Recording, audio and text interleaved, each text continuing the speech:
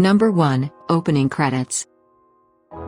From the first season, up to the 12th episode of the 4th season, Sarah Jessica Parker's name was shown in the opening credits, with the World Trade Center towers behind her name.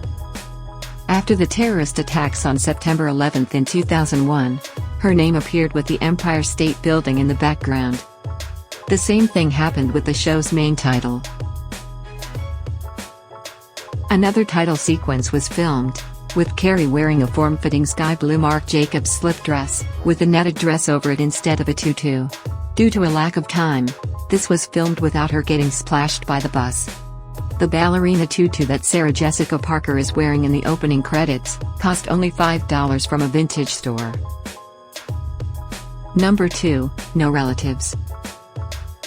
Samantha is the only one of the 4 leads to never have a family member make any kind of appearance in the series.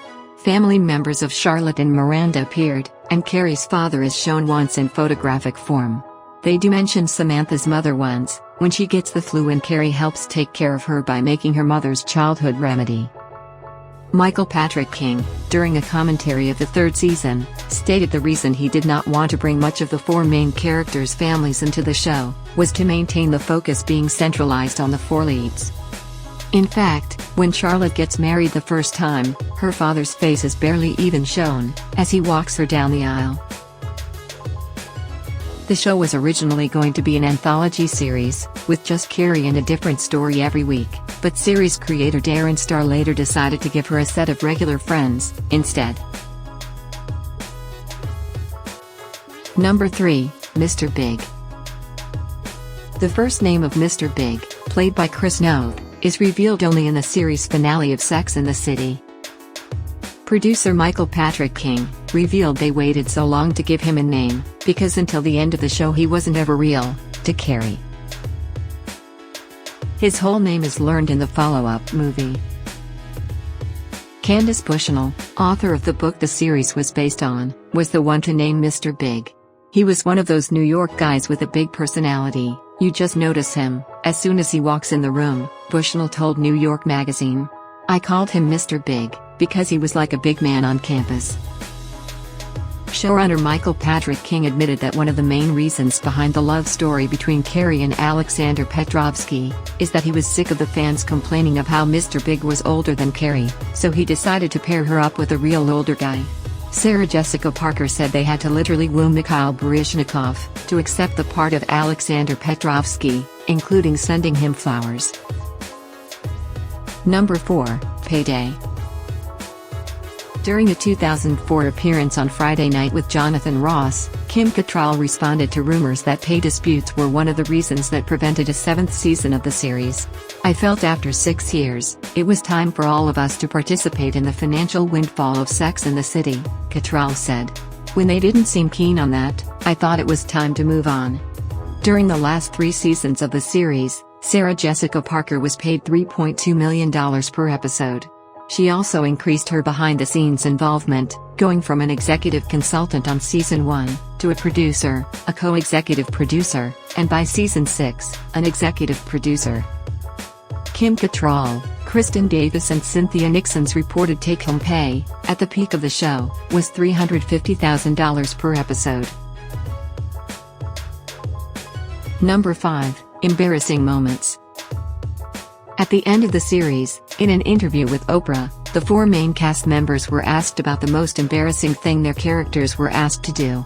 Sarah Jessica Parker remembered when her character was asked to exhibit flatulence in front of Chris Noth's character. Kim Cattrall recalled having an orange wiglet, deviled face taped on a more delicate part of her body. Kristen Davis remembered a shot inspired by The Graduate, featuring her and a male individual stimulating himself, which ended being cut from the episode. Cynthia Nixon's most embarrassing action was the dirty talking during intercourse. Nixon said it was not embarrassing to film, but embarrassing to watch. Number 6, A Different Carrie.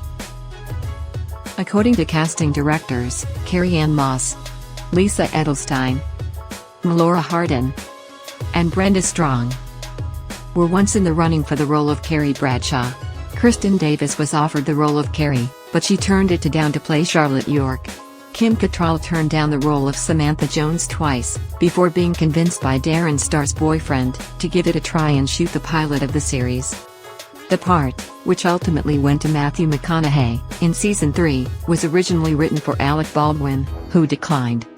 The producers then contacted George Clooney who, although was interested in it, couldn't do it. The script was then sent to Warren Beatty, who also declined. Number 7, Behind the Scenes. Running up to the end of the series, there were stories filtering almost weekly about the on-set tensions between stars Kim Cattrall and Sarah Jessica Parker.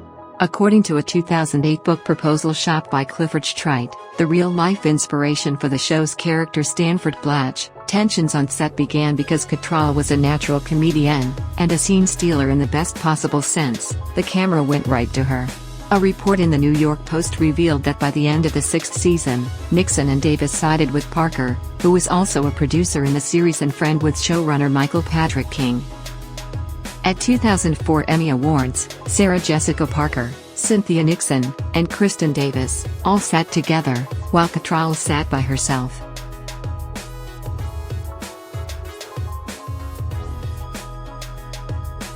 Thanks for watching.